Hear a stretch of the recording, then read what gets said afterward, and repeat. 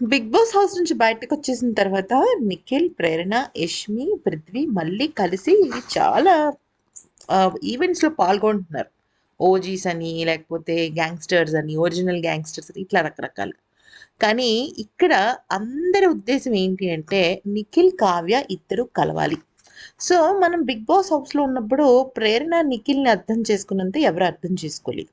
మీకు గుర్తున్నట్టయితే కన్ఫెషన్ రూమ్‌కి పిలిస్తే యష్మికెందుకో మనవాడు కొంచెం కనెక్ట్ అయ్యాడు అన్నట్టు అనిపిస్తుంది అన్నట్టుగా ఆమె అర్థం వచ్చేలా ఓ మాట మాట్లాడింది ప్రేరణ. అప్పటికి యష్మి, నిఖిల్ చాలా క్లోజ్ అయిపోయారు. ఎందుకంటే బిగ్ బాస్ హౌసే అలాంటిది. క్లోజ్ అయిపోతారు ఎవరైనా సరే.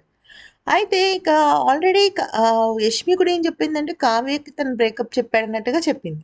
అయితే ఈ నిన్న మనం చూసిన ప్రోమోలో ఆ షోకి సంబంధించి ఒక సంఘటన జరిగిందంట.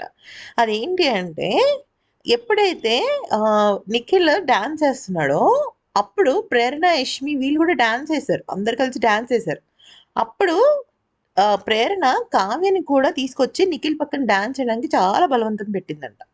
అయితే అప్పుడు కావ్య నిఖిల్ దగ్గర కాకుండా కొంచెం పక్కకెళ్ళి డాన్స్ చేసిందనమాట.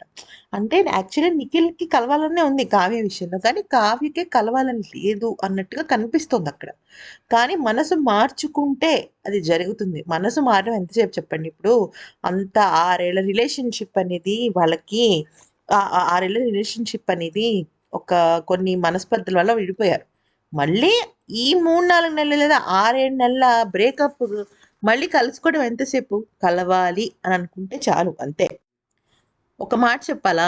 ఎక్కడైతే ఎక్కువ కోపం, అలక ఉంటుందో అక్కడే కదా ఎక్కువ ప్రేమున్నట్టు. మనందరికీ కూడా ఏదో ఒక టైంలో ఇది ఎక్స్‌పీరియన్స్ అయ్యే ఉంటాం. మన అనుకున్న వాళ్ళ మీద, మనం ఎక్కువగా ప్రేమ చూపిచ్చే వాళ్ళ మీద మనం ఖచ్చితంగా ఏదో ఒక విషయంలో అలుగుతాం, కోపం పడతాం కదా! అది సంగతి.